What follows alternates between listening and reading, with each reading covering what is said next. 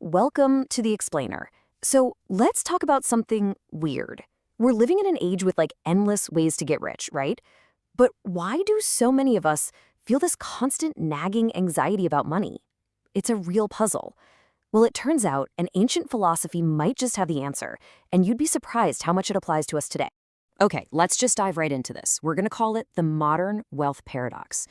For all the opportunities we have, for all the ways we can make money, something just feels off. It feels kind of broken, doesn't it? I mean, think about it. We see it everywhere, right?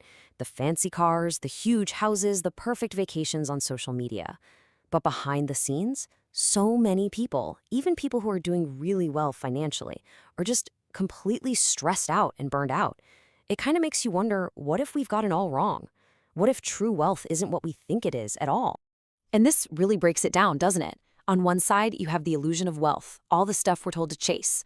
But on the other side, that's the reality for a lot of people. Financial anxiety, burnout, this general feeling of dissatisfaction.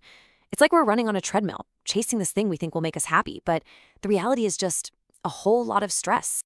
So, how do we fix this? Well, this is where our ancient guide, Stoicism, comes in. We're going to see how the Stoics redefined wealth, building a totally different kind of foundation for a prosperous life. You see, for the Stoics, the whole game was different. They basically said, forget about your bank account for a second. True wealth, the real deal, is something internal. It's what they called the wealth of the soul. This is stuff like your own wisdom, your peace of mind, your ability to handle whatever life throws at you. That's the real treasure. And Seneca just nails it with this quote. I mean, think about it. Your stock portfolio, gone in a day. The housing market, it crashes. But this internal wealth, no one can ever take that from you. It's crash-proof. It's recession-proof. It is the one thing that is 100% yours, always. Okay, so this wealth of the soul thing sounds great, right? But how do you actually build it? And how does it connect to, actual money? Well, the good news is the Stoics weren't just sitting around thinking deep thoughts. They gave us some real practical tools. They laid out 4 core virtues that are like a wealth-building toolkit. And these aren't just, fuzzy feel-good ideas. Think of them as actual strategies you can use to build a stronger financial life and a stronger inner life, too. Let's get into them. First up, wisdom. And when it comes to your money, this is basically your built-in BS detector.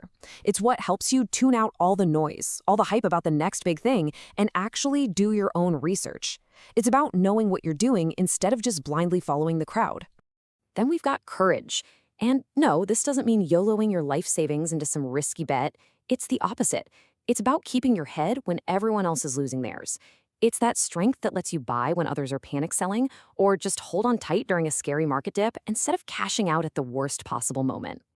Next is justice. Now, you might think, what does fairness have to do with my finances? Well, everything.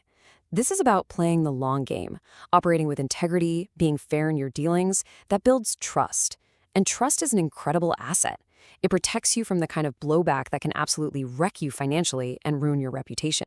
And the last tool in the kit is temperance. Honestly, this one is the powerhouse. It's like the CEO of your financial life. It's all about self-control. It's what helps you live within your means, helps you tell the difference between a want and a need, and crucially, helps you avoid that trap of lifestyle creep, where the more you make, the more you spend. Okay, so with those 4 tools, we're ready for what is probably the single most powerful mindset shift in all of Stoicism, especially when it comes to money. It's called the dichotomy of control. And this is just so simple and so powerful. Just look at these 2 columns. We spend so much of our time, so much of our mental energy stressing about everything in that not in your control column, right? The stock market, the economy, what people think of us. The Stoic secret is to just let it go and instead pour 100% of your focus into the stuff on the left, the things you actually have total power over. And when you do that, something really amazing happens. You find contentment. Now, that doesn't mean you get lazy or stop having goals. Not at all. It's actually the opposite. When you're content, you're not desperately chasing things anymore. You're building from a place of strength, a solid foundation. You can go after your ambitions with total focus, not out of fear or anxiety.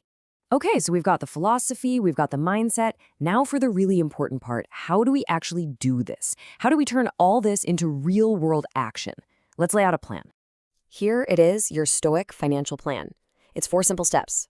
Number 1, practice frugality. And again, this isn't about being cheap, it's about being smart with your money. 2, plan for the long haul.